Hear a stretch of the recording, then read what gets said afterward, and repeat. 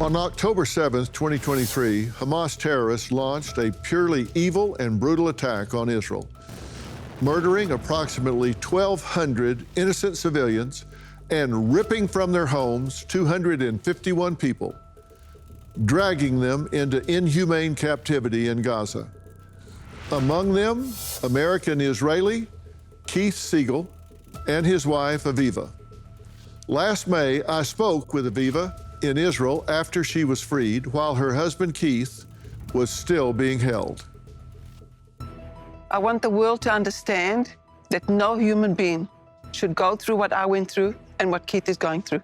On the 7th, something happened in the world, something beyond anybody's imagination. People are still there going through hell every day, every minute. I saw everything, I felt everything. You said they were touching girls. What were the terrorists doing? It's very difficult for me to talk about it. Girls aren't allowed to be touched like that at all. And if people think it's not true, I'm here to tell you that it's true, because I was there. Keith and I were moved 13 times, and Keith is still there for more than 7 months. Well, I'm so sorry. And have you had any proof of life for Keith? There was a video that came out. I'm just not able to see it. That I know how sad he is and how much he's begging to get out there. And we begged together for 51 days. Obviously, you want Keith home. What do you think needs to happen to get that to occur? I don't know, but I want to tell all the politicians, it's your job. Everybody's just closing their eyes, closing their ears. I come from Kibbutz Kfar Aza. Families were burnt alive. 63 people were murdered. Now, they are reunited. After 484 days, Keith was released. Tonight, I sit down with them both, together. And like Aviva sat with me a year ago, the wife of hostage Omri Moran will join us. Her husband has spent more than 600 days in the darkness of Hamas tunnels while she clings to hope. Their family's pain is a reminder that this crisis is far from over. Here are Keith and Aviva. How are you? Good to see you. Hello. It's really good to see you. Thanks for having us. Well, I'm so glad to be able to have you. I'm so proud to meet you and so proud to get to talk to you. This could have had a very different ending. Did you think this day would come? Well, I wanted it to come. I didn't know what to think. I didn't know what to dream about. But I wanted it so badly that I knew that that would be the only thing that I would do. But I just want to say that now that Keith has come back, I'm the happiest person in earth. But Gali and Zevi, they're twins from Kibbutz Kfar Aza. They're still there with all the other hostages that are alive. There's 20 hostages that are still alive, waiting and begging to get out of hell. Yeah. So that's what we're doing. Well, you were released after 51 days. Keith, you were released after 484 days on February 1st of this year, and you were the first American hostage to be released. And it was part of a really disgusting ceremony put on by Hamas. You were given a gift bag as propaganda by Hamas with items such as photos of hostages while in captivity, a release certificate, a map of Gaza Strip, and you were forced to write a detailed letter of thanks, which the Hamas sickos put online. And let me ask you, 484 days, 365 days in a year, so that's a long time. Were you aware when Aviva was released? Did you know she had been released? Yes, I knew that the location that we were held in at the time had a television, and we actually saw Aviva's release. We saw her being taken out of the Hamas car and led by 2 terrorists to the Red Cross vehicle. I saw Aviva get into the Red Cross vehicle. The door was closed, and there was a huge mob surrounding the vehicle, and they were very hostile and screaming and banging on the vehicle, on the car, on the Jeep. And that's the last I saw of Aviva, being taken amongst this huge crowd of people that were screaming. And as I said, put in the car, and the car drove away. Yes, I did not know if Aviva made it back to Israel. You knew she got into the Red Cross vehicle because of the hostility of the crowd. You weren't sure if she got out. Exactly. Yeah. And there was no coverage of the hostages arriving in Israel. Did you think that was a positive thing for her to make it that far? Or was your perception that this is a good thing? Or did you think, was it more she's still at risk? What registered with you the most? That it was a positive move, or you still didn't know? Yes, I was very happy when they came the day before to say that Aviva was going to be released the next day, hoping that this was the truth, feeling like it was. We were told that I would be released the day after Aviva, so trying to believe that this is the case. So we're saying goodbye for a day or so, and we will be reunited the day after in Israel. And that's how we parted. They came and they took Aviva, and we said goodbye, and hopefully see each other in another day. This episode is brought to you by Masa Chips. For decades, chips were fried in tallow until big corporations switched to cheap seed oils. Now, seed oils make up 20% of the average American's daily calories, linked to inflammation and metabolic issues. Masa is bringing back the good stuff with 3 simple ingredients: organic nixtamalized corn, sea salt, and 100% grass-fed beef tallow. No seed oils, no junk, just a crunchy, sturdy chip that won't break in your guac. Masa Chips is beloved by tens of thousands of customers and has been endorsed by industry-leading health and nutrition experts like Ben Greenfield and Gary Brecka. Ready to give Masa a try? Go to masachips.com/merit and use code MERIT for 25% off your first order. That's masachips.com/merit and code MERIT for 25% off your first order. Do you believe that was psychological warfare, that they didn't intend to release you the next day, or did something happen? I don't know. It's possible. They were telling us that Israel decides which hostages are going to be released.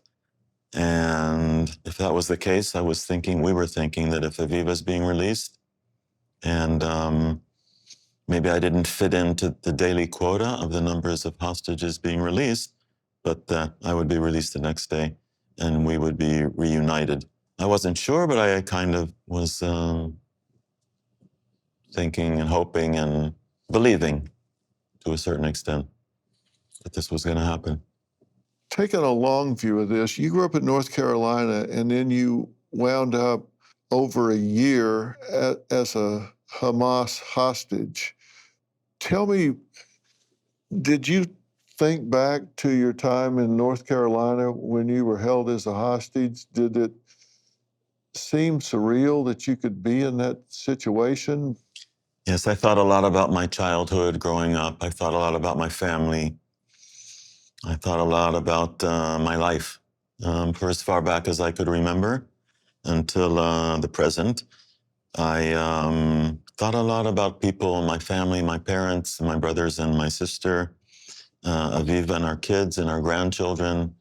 And as surreal as it was in the beginning, in many, many ways, the time in captivity, many experiences, many horrendous and outrageous and things I never would have imagined possible that we experienced. As time went by, the surreal became the normal reality of life as a hostage. My family gave me a lot of strength. I promised Aviva, I promised myself that I would survive, that I must survive to return to my family.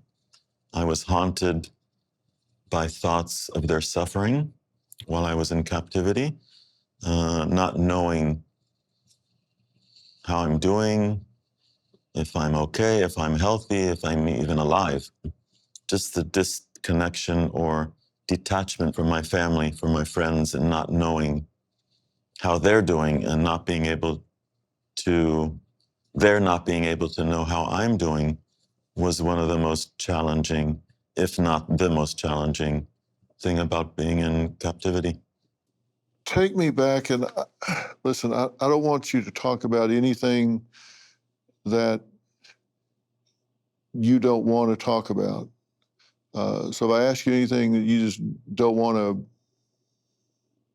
go into, then just tell me. Feel free to ask whatever you would like to. Thank you. I have a tendency to talk a lot about my coping. One of the big things that helped me to survive, to cope with the situation, was trying to believe that the situation is not as bad as it really is. And I think that helped get me through the 484 days, focusing on the present and trying to minimize the horrific things that I experienced and that I witnessed, and trying to maximize the fact that I'm alive and my body is one piece. Coming out of that situation and telling my story, I have the tendency to minimize horrible things that happened to me.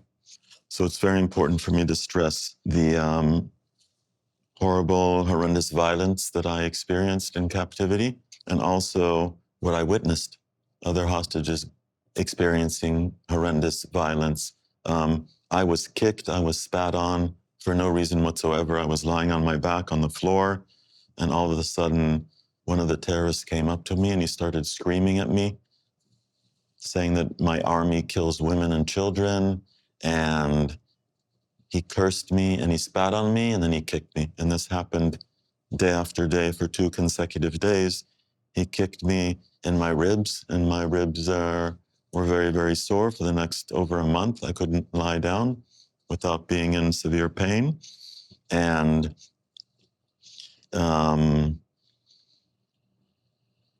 I witnessed a woman being tortured, literally lying on her back with her mouth, I'm not sure what it's called, like with something so she couldn't speak, covering her mouth. And her legs were tied together and they were beating her with a rod and telling her that she must confess to what they were accusing her. They were accusing her of having some kind of a position in the IDF, which was not true. They called me into the room. I saw her, and they told me I must tell her to tell the truth. Otherwise, the beating and the torture was going to continue. One standing behind her with a metal rod with a point at the end of it, and he was actually pressing her forehead with this rod, standing behind her and applying pressure to this woman's forehead with this rod. This was feeling helpless, feeling like I just want to help this woman get out of this situation. And to this day, it haunts me that I did not help her, that I was not able to stop this torture. And the same woman, they put her down on the floor, on her knees. One of them had a pistol right on her head and was threatening to kill her if she doesn't tell them the truth. And again, this experiencing, watching this happening right next to me and not doing anything to stop it. I feel really, really bad about that, from then until this day. We were starved, we were dehydrated. Hey, Dr. Phil here. Your savings are at risk. With the economy on shaky ground, the dollar losing value, and a $2 trillion deficit, things could spiral. Don't wait for the worst. Take control of your financial future now. I trust Preserve Gold to safeguard my accounts, and I urge you to do the same. They're the only precious metals company I recommend. What are you going to do to protect what's yours? Claim your special offer and learn how to reinforce your financial future. Visit drphilgold.com to get your free precious metals guide from Preserve Gold. With gold prices recently breaking records and analysts predicting this trend to continue through 2025, you cannot afford to wait. As a bonus, you can get up to $15,000 with a qualified purchase from Preserve Gold. So don't wait. Visit drphilgold.com today. Do you know what happened to that woman? She was released. She was released in the first hostage agreement. Because they released women and children first. Where were you? Where was this happening? Where were you being held at this time? In an apartment. An apartment? Yeah, in an apartment. And living in the apartment, we were held by 3 terrorists, and one of them's wife and 3 children were staying in the apartment the same time we were there. We weren't supposed to see the wife, but the children, they would bring the children in to where we were being locked in the room. And there was one of the, I think a 3-year-old girl came into the room, and she was holding a pistol, a real pistol in her hand, just like walking around with this pistol in her hand. And just one example of many. And you did see the wife? Yeah, for a brief, we weren't supposed to see her. She wasn't supposed to see us, but they brought her. There was very intense bombing during the time that we were there, and they told us we might need to leave the apartment on short notice because of the bombing. It might be dangerous to stay there. So they brought the wife and the children into the room where we were being held, and told us to put on our clothes, like local style clothing to put on when we were taken out of the house, so that we wouldn't look suspicious.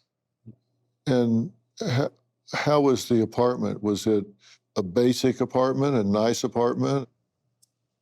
I would say medium. I would say that for Israel, a very low standard, but for Gaza, it was a high standard. I stayed in many locations. I was moved 33 times during my 484 days in captivity.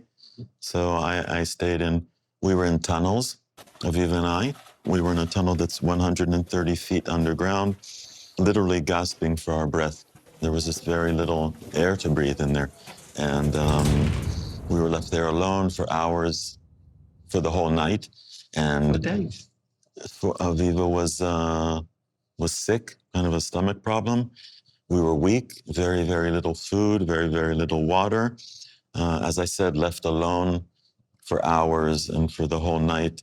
And I was thinking if we needed help or medical treatment or care or anything, there's no way that we would be able to get out of this tunnel. I mean, getting in and out of this tunnel was very, very challenging physically, and even just to find our way. I mean, it's not like you go straight down and straight out.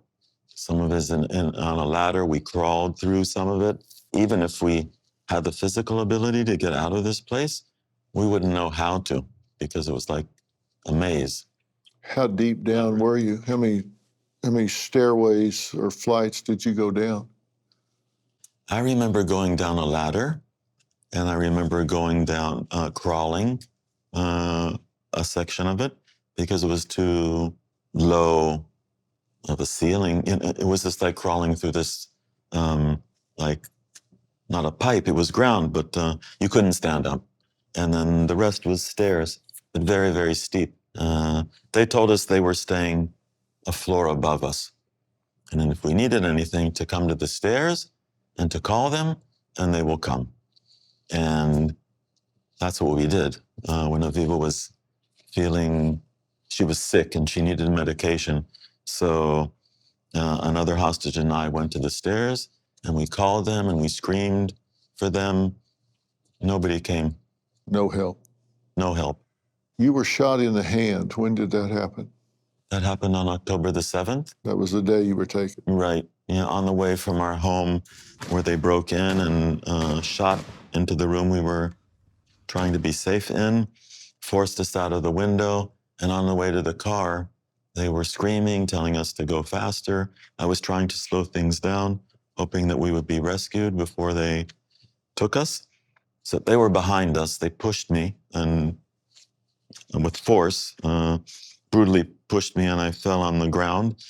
My ribs were hurt, possibly broken for like a month, over a month, in severe pain, similar to what I described after being kicked. And then on the way, they shot at us from behind. Like right here, you can see the scar. Fortunately, yes. It wasn't deep. Mm-hmm. It kind of peeled off a layer of skin, but it was an open wound for a few weeks, a month. Did you lose weight while you were there? Yes. How much? I said I'm not at sure. least 30 kilos, at least. Yeah, I weighed 57 kilos when I was released. I think it's 125 pounds. I had lost a whole lot of body mass. It was a combination of both weight loss, severe weight loss, and also body mass. Yeah. What did they feed you? Pita bread, and it's like hummus, but it's made out of fava beans. Mm-hmm. It changed depending on where we were and the time, on the timeline. There were times where we were severely starved and very, very little amounts of food, to the extent that we were weak. We were dizzy. We felt, both physical and mental suffering, wondering if we would get food and how much it would be.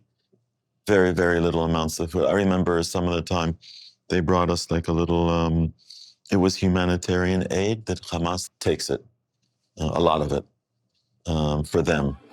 So we were being held by Hamas, and they gave us the food that they had, I guess, stolen from the population. And yeah, just like an airplane, you get on the airplane, kind of rectangular little thing. So that was that plus like a half of a pita bread, which is about half the size of a normal pita bread because they're very thin and small. And that was a meal. That was one out of two meals that we had for the 24 hours. But we could feel and we could see that we were losing weight. You've heard me talk about Jace Medical. If not, listen up, because they're doing incredible work in medical preparedness. And today, I've got two major updates to share. First up, the ivermectin use case. You've probably seen the headlines calling it a wonder drug. The scientist who discovered it even won a Nobel Prize, and now Jace is offering a 30-day supply at the best price you'll find anywhere. Next, the upgraded Jace case, an emergency supply of antibiotics delivered to your door. They've doubled the number of medications to 10 at just $20 more. And now, the most comprehensive and affordable kit available. Get it before you need it. Don't wait, order today. Visit jace.com and use code PHIL at checkout for a special discount. That's JASE.com, code PHIL. How many people were you typically with on average? Were you with 2 or 3 other people or 4 or 5 other people? Were you ever in a large group? Mm-hmm. Between 3 and 4 captors, most of the time 3. And 6 months I was on my own, like I was the only hostage with terrorists. It's very hard when I think about Matan. And other hostages that I was held in captivity with, he's still there.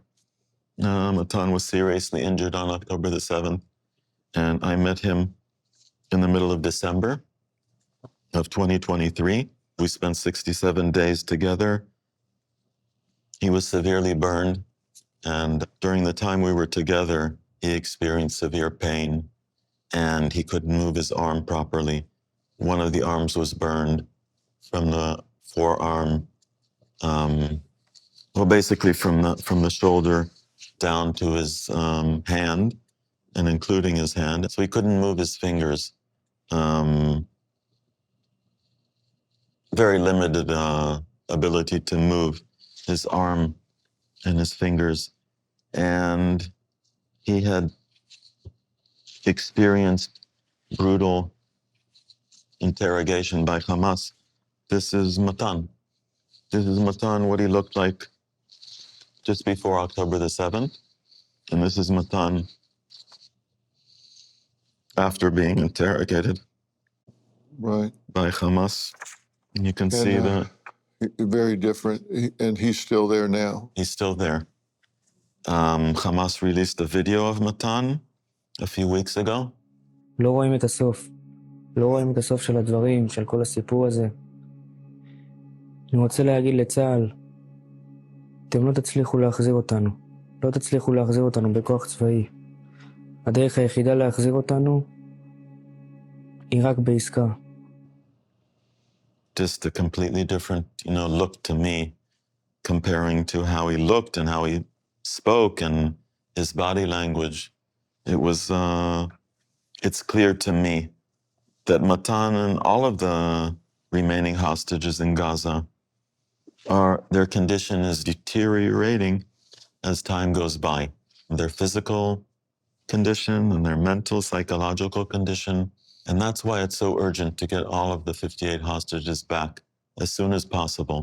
The ones alive, back to their families, receive the medical treatment that they need. Matan has been in need of proper medical attention treatment since October the 7th, which he has not received. And I call upon President Trump, I call upon Prime Minister Netanyahu, the mediating countries to engage in negotiations, move them forward, set it as a high priority to get all of the 58 hostages back, the alive to rehabilitation, the deceased to a proper, honorable burial, which is important in the Jewish faith. And how much time did you spend with Omri? We were 4.5 months together, but they took Omri on the 4th of July. So we're not far from a year from the last time that I saw Omri. Omri is the father of 2 daughters, aged 4 and 2 today. They only really know their father by a picture of him. And you can see what Roni, his 4-year-old daughter, says to her mother. And we became very close, Matan and I, and Omri and I. We spent extended periods of time together, and we helped each other get through the day. I can say that all the families, that their loved ones are there.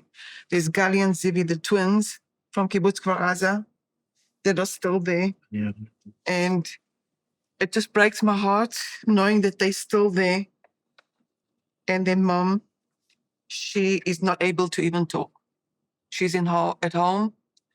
Her husband isn't well at all. So I just hope that he keeps alive until these 2 27-year-old guys come back. And what is happening to them in Gaza, everybody's heard so many of the stories that are just the worst that anybody can go through.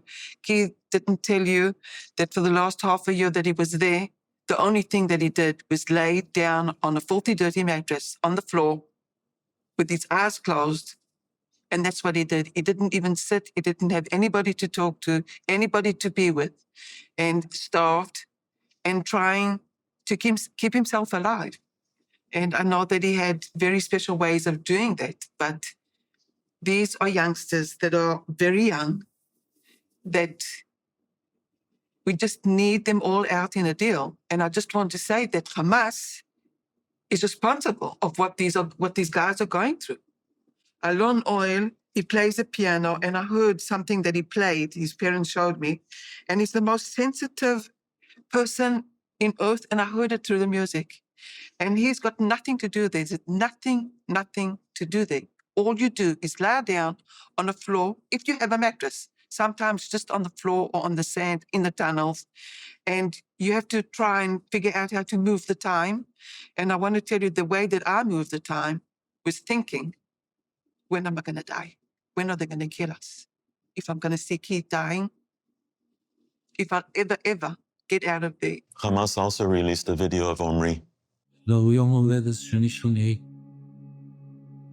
עובר פה. אי אפשר להגיד רחוקק, היא עובר פה בשבי החמאס. אני כבר לא שמח שנה וחצי. אני לא מפיק להגיע לילדות שלי, לאשתי. I was in captivity 484 days. Omri, Matan, Gali, and Ziv, and all of the hostages have been in captivity for 591 days. And you two know Omri's wife. Yes. לילה. טוב, אבא, מי שמע אותו? הוא שומע אותנו? כן. ומה עוד נגיד לו? שאנחנו מה? אנחנו או... חכות לך. אנחנו... חכות לך. חכות לך. חי. אוהבות אותך. לילה טוב. אבא. Well, Shai, thank you for joining us. We were just talking about Omri, who's been in 591 days. Is that right? Yeah. So sorry. I'm so proud to meet you. And as I said, so sorry for the circumstance.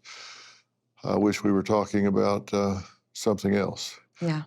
Tell me, is there anything that you know that we don't know? Anything, any news that you have, any information that updates things? No, unfortunately, no.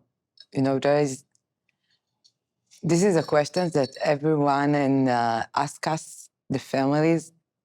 And unfortunately, we hear everything from the television, from the news, and we don't have a lot of details. You know, when kids get out, I have some news from Omri, but also this is what from July. And now, before 3 weeks, Hamas released a video of Omri, so I can see him, but I don't really know what his condition. I just can see in his eyes that he's really tired, that he's in depression, that he sitting, you know, Omri is a shiatsu healer, and normally he sit like this, and I saw his, you know, his body like this. I saw his face, but I really don't know what's happened to him right now and what's happened to him when they filmed this film also. So Now, he turned 48 in April, right? So Yeah. he's now the oldest hostage that we know of. yeah, that's still alive in That's still captivity. alive, that we Yeah. know is still alive. Yeah, he's a survivor. Right. Omri is a really survivor. Now, you were all held at gunpoint, right? Yeah, we held in our home together, me, Omri, and our 2 young daughters. Alma was just 6 months old, and Ronnie was just 2 years old. We held together 4 hours. In the end of these hours, they took Omri, and I stayed with the girls.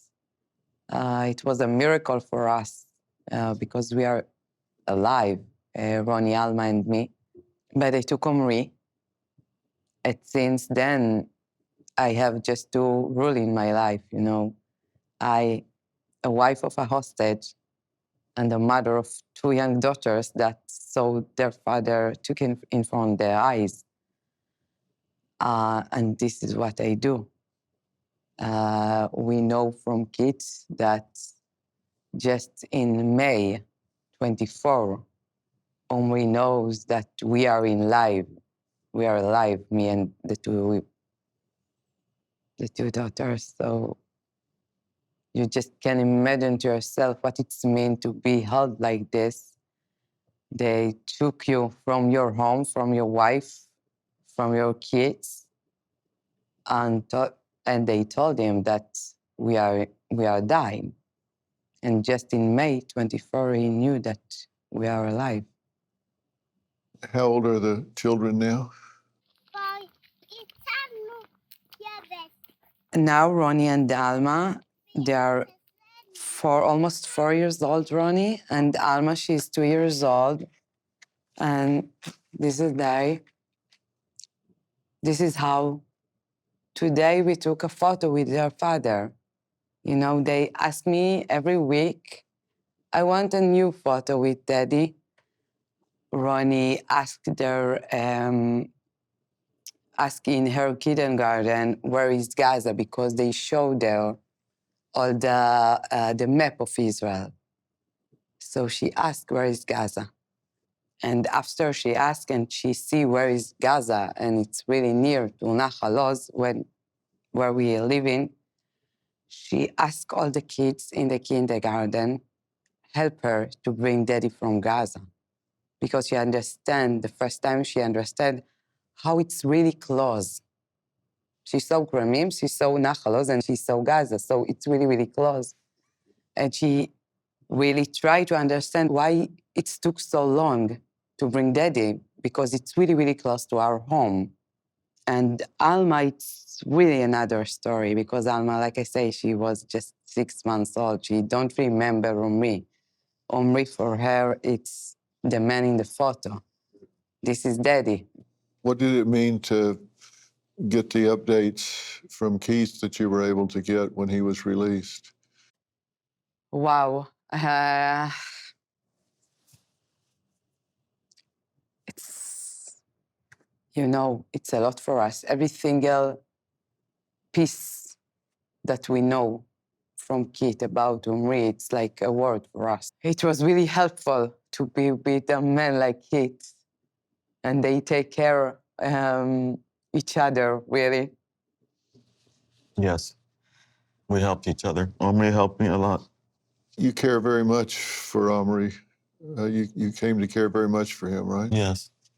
Yes, as I said, we were together for 4.5 months and sharing horrible experiences together, life-threatening situations many times, and abuse of many different kinds.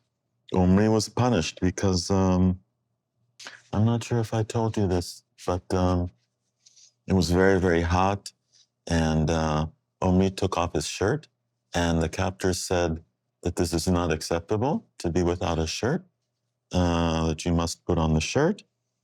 And Omri tried to explain to them that it's very, very hot, and he's sweating, and he asked for them to let him be without a shirt. And then they told him, from now on, you have to stay in the room. And we were being held in a very, very small room, just barely enough for the 2 mattresses that we were sleeping on the floor. And I told Omri, you have to ask permission to get out of the room, to go to the toilet, and you're not allowed to watch TV or anything other than staying in this room. Just because he took off his shirt because it was hot. Yeah. Do you think Omri believes he's going to be released? I can only tell you what I was thinking in captivity. And I was there, as I said, for 484 days, and Omri has been there for 591 days. I was trying to believe that I would be released, not having any idea when that would happen. After such a long time where nothing, from the time the agreement that Aviva was released in, and which was in November of 23. After so long, I was wondering when I would be released and thinking it's possible that I will never be released.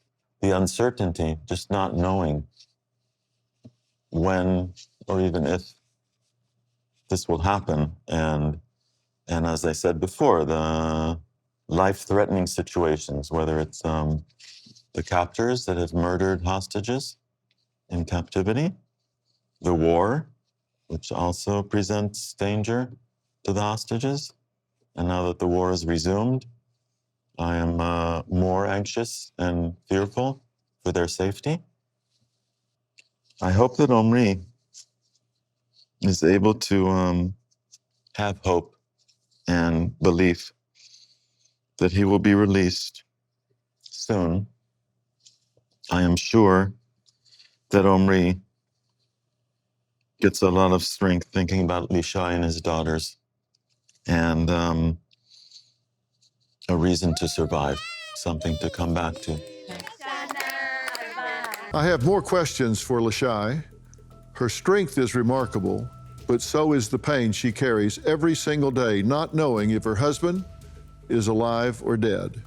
And tomorrow we continue this urgent conversation with other families still trapped in a nightmare that hasn't ended. We'll meet a brother whose sibling vanished from the Nova Music Festival and a young woman whose parents were murdered. Her father's body still being held by Hamas. Hey, Dr. Phil here. My network, Merit TV, has it all. Now, let me blow your mind. Merit TV's got the news that matters. The selection of a new pope. Entertainment you crave. Busted. Everybody in good mood today? And live events. Surprise. What am I, chopped liver? With serious punch. Big shot. Go to merittv.com and download the Merit TV app today.